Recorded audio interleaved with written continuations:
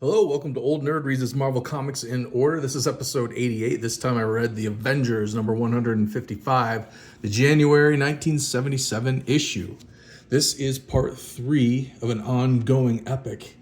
Doctor Doom and Attuma versus the Avengers and the Submariner. Great Jack Kirby cover. This copy is probably in very fine condition. It's really nice copy. Got a pretty bad dent right there.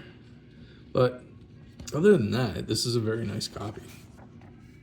Look at this splash page. George Perez and Pablo Marcos again, just like last issue of Avengers. And at this point, I think probably George Perez was on his way to becoming a superstar based on the artwork in the last 2 issues of the Avengers. The bullpen bulletins over the last year, anytime they mentioned George Perez, they always would marvel about how fast he could draw, how well he drew, and like how many characters he could draw, things like that. But in this issue, you'll see Jerry Conway, who's the writer and the editor. He makes a couple footnotes in here praising George Perez's artwork, and I'll point them out as we go. But this picks up from Marvel Supervillain Team Up number 9. That was part 2 of this story. It started in Avengers 154, went to a Marvel Supervillain Team Up number 9. Now we're back to the Avengers number 155. This is a big convoluted plot. Attuma is using the Avengers to distract the Submariner so that Attuma can take over the Kingdom of Atlantis and eventually take over the world. Doctor Doom is being used by the Atlanteans. I don't know if he's their captive or what the deal is, but he's being used by the Atlanteans to help them defeat Attuma. But the Avengers ended up at Hydro Base, which I believe is the Atlanteans' underwater hideout base. The Avengers showed up, and as you can see, they've got these collars on. They're the slaves of Attuma. Attuma is controlling them with these collars, and he sicked them on the Submariner at first, but they ended up attacking Doctor Doom when they busted into Hydro Base. And here we have a big 2-page fight scene between all the Avengers and the Atlanteans. And this is where you get the very first Jerry Conway praise of George Perez right here. Note, if you think I'm going to put dialogue in a fantastic fight scene like this, you're crazy. Awestruck Jer. Yeah, it is pretty good. The detail of George Perez's pencils really come out with, I forget his name, Pablo Marcos doing the inks. These basically little thumbnails of each Avenger fighting one of the Atlanteans, and then the main story going on in the middle. But Cap versus Doctor Doom, Iron Man's down. There's Namorita. There's the Scarlet Witch. These are just great little thumbnail drawings of this fight. It's wonderful. It's really wonderful. George Perez was really firing on all cylinders at this point. But a big fight goes down, but eventually the Avengers are subdued by the Atlanteans and Doctor Doom. Captain America is put on this rack, this device, so Doctor Doom can interrogate him and find out why they attacked. And Cap says Attuma. And Namorita, being a longtime Atlantean, well, she is an Atlantean, she knows of the history with Attuma constantly attacking Atlantis and asked Doctor Doom to help defend Atlantis against Attuma. Meanwhile, the Wizzer, the Beast, and Wonder Man are leaving the hospital where the Wizzer was recovering from a heart attack. Now they're going to go lend a hand to the Avengers if they can find him. And here we get a quick overview backstory of Wonder Man and how his career has gone.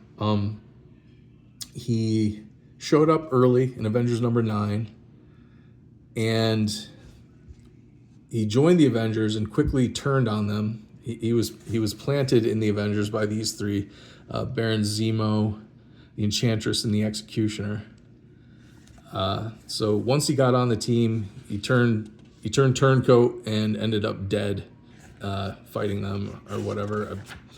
And he stayed dead for many years. Avengers number 9 would have been, I don't know, probably at least 10 years prior to this issue coming out, I would say, and maybe 12.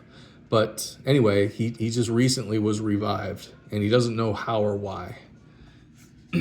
So they're on their way to find the Avengers. Meanwhile, the Avengers are shackled here at Hydro Base, and they come up with this crazy plan to escape. Wanda, the Scarlet Witch, uses her hex powers to manipulate the air around Cap's shield that's laying on a table conveniently close by. She uses the air to make the shield float to Cap, lands in his hand. He can only move his wrist, but that's enough for him to bank it off the ceiling and hit the mechanism holding the Vision down, break it. And then from there, Vision takes off, flies away, leaves everybody behind, and they're like, where's he going? And then we have this great splash page of the Submariner, and we get our second bit of praise from Jerry Conway. Note to gorgeous George, you really outdid yourself this time, Kimosabi Jer. So Jerry Conway is very impressed with George's artwork. And so am I. And so were a lot of people, I think, back then. But here is an ocean lab where this MacGuffin, this device that Attuma is after, is being tested by these scientists. It's called, what is it called? Chlorobeam. And they want to use it to triple the food supply by growing plankton. And remember, this is still on the heels of the great sci-fi, the science fiction age from the 50s, 60s, and on into the 70s, when we thought science was going to make the world like a paradise. And sadly, it hasn't ever come to pass. But I digress. Attuma shows up with his horde. He's going to take that chlorobeam from these scientists, and they scram. They get inside their base and shut the door, but Attuma rips the door off and they go in after him. But surprise, the Beast, the Wizzer, and Wonder Man are in there waiting for him, and a big fight ensues. And here we get to really see Wonder Man's strength on display. He takes on Attuma single-handedly. No problem. Smashes him through a wall.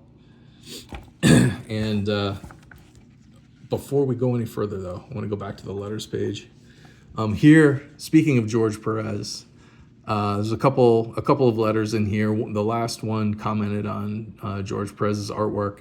And here they're talking about how he is going to be doing the penciling on Logan's Run, which is a forthcoming title. So Logan's Run, that would be Marvel's adaptation of the science fiction film that came out that year, 1977. Or did it come out in 1976? Anyway, the comic's about to come out at this point, and George Perez is going to be inked by Klaus Janson on that. Now, I don't think I've ever seen those comics, so I don't know. I'm curious to see what George Perez inked by Klaus Janson will look like. Klaus Janson has a very distinct, unique inking style, so that's pretty interesting to me. I'm gonna have to look for that, see if I can find some Logan's Run issues just to see what that art would look like. But here we get basically a checklist of how to read this story. So coming next issue, don't miss the senses-shattering conclusion of the 4-part epic begun in Avengers number 154, continued in Supervillain Team-Up number 9, and Avengers 155. So there's your checklist, which I've done in prior episodes of Old Nerd Reads His Marvel Comics in Order. But here we've got the big battle between Wizzer, Wonder Man, the Beast, and Attuma and his gang.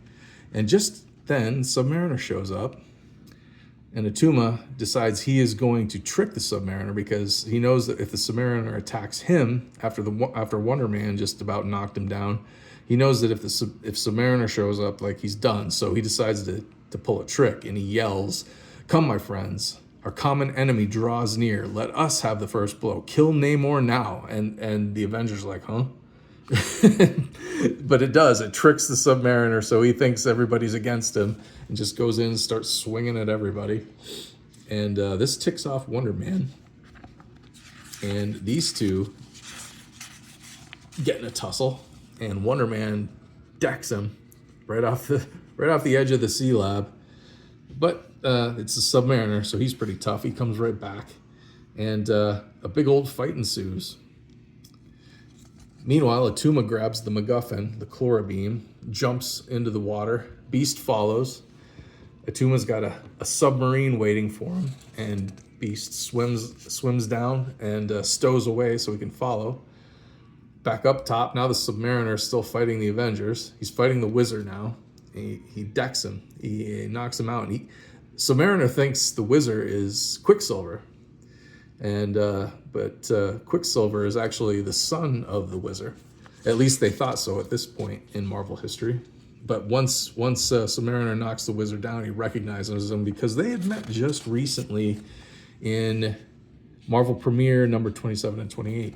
So he knows who he is, but at the last minute, Wonder Man takes a pylon and just bashes the Submariner through a wall and knocks him out.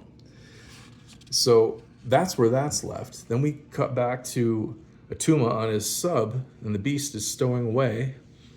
So he's following along. We're going to put that chlorobeam that he just stole probably against the Atlanteans first, I'm guessing, underwater. So that's probably where they're heading, is to Hydro Base, where the rest of the Avengers are. Meanwhile, we find out where the Vision went after he escaped. He materializes through, he teleports. No, it doesn't teleport. What does he do? Materialize? What's the word? What's the word when they pass through solid objects? I can't remember. But anyway, he enters Dr. Doom's room, and he wants to make a bargain with him. And so Dr. Doom says, okay, I'm all ears. What do you got? And that's our cliffhanger. So next issue, the Vision's explanation, Attuma's secret plan, and the most climactic battle you've ever seen. Be here for the private war of Dr. Doom. And that's the end of this issue. Really good one, really fun one. It's cool when you have a lot of great fights. Get a little personal drama, like the Avengers are known for. But lots of fight scenes, great artwork from George Perez. Jerry Conway's writing is fantastic. Pablo Marcos inking on George Perez, of course, just seals the deal. I'm excited to get to next month and read part 4 of this story, see how it all winds up.